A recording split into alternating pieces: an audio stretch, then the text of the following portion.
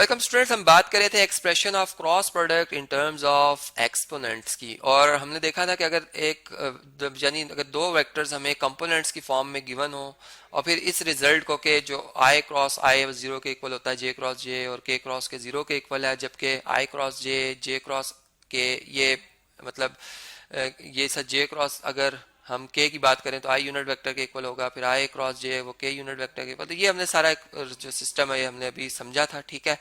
और इसमें फिर हमने देखा था क्लॉकवाइज चलेंगे तो एक तरतीब में मतलब आई क्रॉस जे के इक्वल के क्रॉस आई जे के इक्वल फिर आई क्रॉस जे, मतलब ये तरतीब में चलता रहता है सिस्टम। लेकिन अगर हम एंटी क्रॉस चलते हैं, क्रॉस एंटी क्लॉकवाइज चलते हैं तो ये जो क्रॉस प्रोडक्ट नेगेटिव साइन के साथ आता है।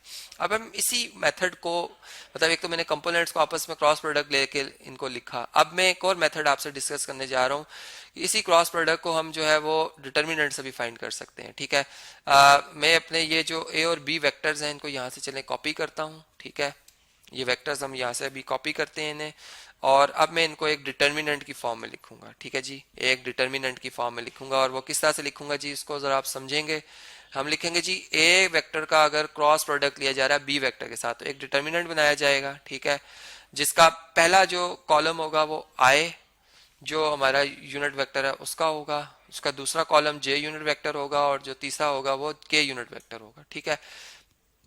अब इसमें इस तरह से है कि जो हमारा ए वेक्टर है उसका आई कंपोनेंट है, एक्स कंपोनेंट है 2, वाई कंपोनेंट है 4 और जी कंपोनेंट है 7। हम इस तरह से लिखेंगे। इसी तरह से जो बी वेक्टर है उसका एक्स कंपोनेंट है 4, वाई कंपोनेंट 6, जी कंपोनेंट 9 है, ठीक है।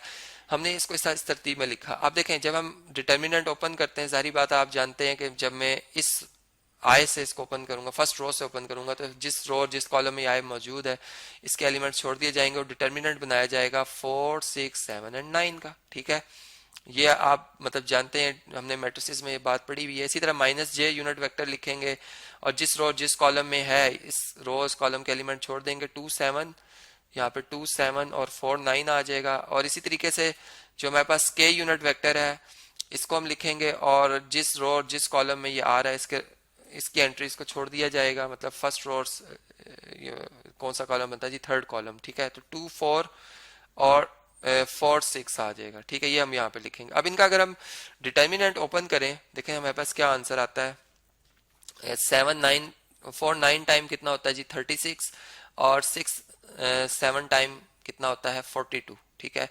इसी तरीके से नेगेटिव जे आएगा यूनिट वेक्टर, और यहाँ पर 2, 9 टाइम कितना होता है जी 2, 9 टाइम 18 और 4, 7 टाइम 28, तो -28 आ जाएगा। फिर इसी तरीके से के यूनिट वेक्टर अगर लिखा जाए तो 2, 6 टाइम कितना होता है 12 और 4 टाइम कितना होता है 16, तो 12 - 16 आ जाएगा। और यहाँ से अगर हम देखें तो ये -6 I unit vector minus J unit vector multiply by -10, ठीक है, और प्लस के यूनिट वेक्टर मल्टीप्लाई बाय -4।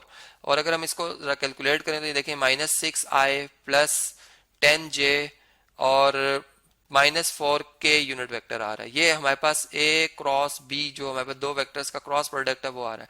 जबकि जो ऊपर मैंने आपको भी क्रॉस मल्टीप्लीकेशन यहाँ पर समझाई थी, अगर आप इसको देखें तो इसमें भी हमारे पास सेम यही आंसर आ रहा था कि -6i प्लस 10j -4k, ठीक है। ये देखें यहाँ पर भी -6i प्लस 10j -4k ही आ रहा है, ठीक है।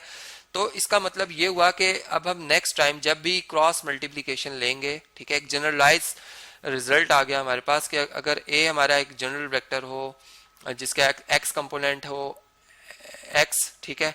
चलें यूं बात कर लेता हूं कि ए सब एक्स इसका एक्स कंपोनेंट है आई यूनिट वेक्टर की डायरेक्शन में, ठीक है। ए सब वाई इसका वाई कंपोनेंट है जे यूनिट वेक्टर की डायरेक्शन में, और ए सब जी जो कि जी कंपोनेंट है इसका लॉन्ग मतलब जो है वो के वेक्टर यूनिट वेक्टर की डायरेक्शन में।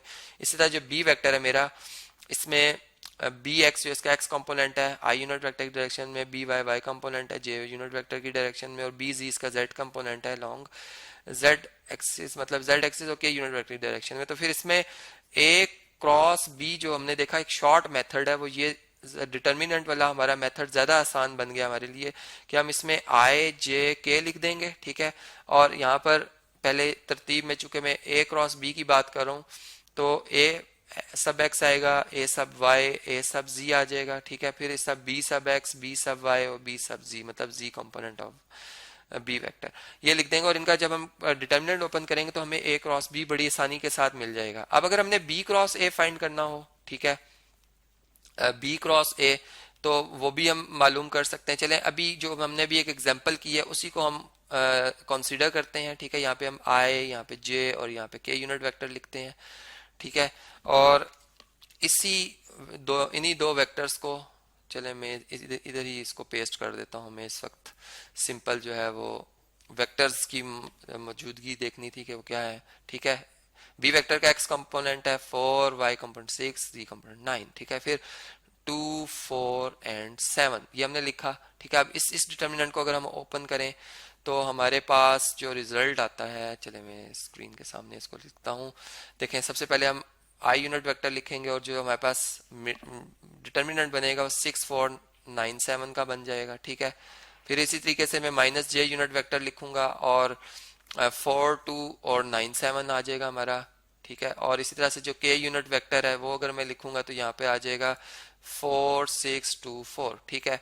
और अब मैं अगर इनका क्रॉस प्रोडक्ट ले, सॉरी डिटर्मिनेंट मतलब इनका ओपन करता हूँ, तो I unit vector multiply by 6, ये मतलब 42 बनता है, 6 7 से मल्टीप्लाई कर 4 9 से मल्टीप्लाई 36, ठीक है। ये आ जाएगा माइनस जे।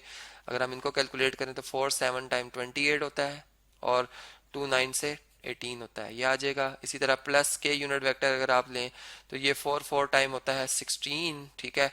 और 2 4 टाइम, सॉरी 2 6 टाइम होता है 12, तो ये आ जाएगा हमारा रिजल्ट। और अगर हम अब इन वैल्यूज को लिखें तो 42 में से 36 माइनस करें 6 आता है, 6 I unit vector.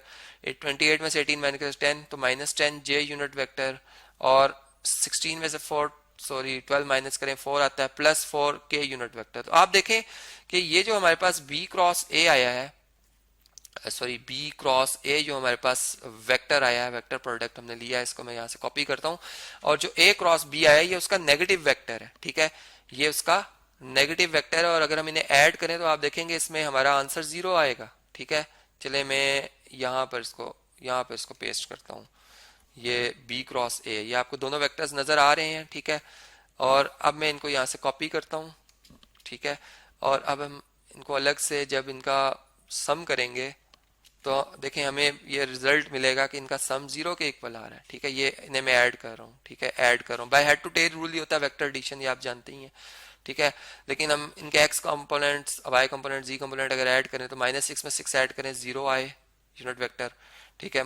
Plus 0 J unit vector और प्लस 0 के यूनिट वेक्टर आ जाएगा। मतलब हमें रिजल्ट में 0 वेक्टर मिल रहा है, जिसका मतलब यही हुआ कि जो ए क्रॉस बी जो वेक्टर आया हमारे पास, ठीक है, इसमें हमने ऐड किया है B cross A unit vector और रिजल्ट में हमें 0 यूनिट वेक्टर 0 मतलब वेक्टर मिल रहा है, ठीक है। सॉरी मैंने यूनिट वेक्टर कह दिया, 0 वेक्टर मिल रहा है जिसकी मैग्नीट्यूड 0 है, ठीक है। तो हमें इसका मतलब ये पता चला कि जो ए क्रॉस बी है, ठीक है, उसके लिए भी, और जो हमारे पास बी क्रॉस ए है यानी किसी भी वेक्टर का नेगेटिव मतलब जो क्रॉस प्रोडक्ट में नेगेटिव बनता है वो भी अगर हमने फाइंड करना है तो ये मेथड जो हमारा डिटर्मिनेंट वाला है वो दोनों के लिए ही सूटेबल है, ठीक है। तो इस तरह हमने एक ऐसा एक्सप्रेशन यहाँ पर बनाया, एक उसको डेवलप करने की कोशिश की, उसको अंडरस्टैंड करने की कोशिश की, जो कि हमारे इस क्रॉस प्रोडक्ट को उसकी जो सिंप्लीफिकेशन है उसको आसान बना रहा है, ठीक है। मतलब उसकी जो कैलकुलेशन उसको आसान बना रहा है।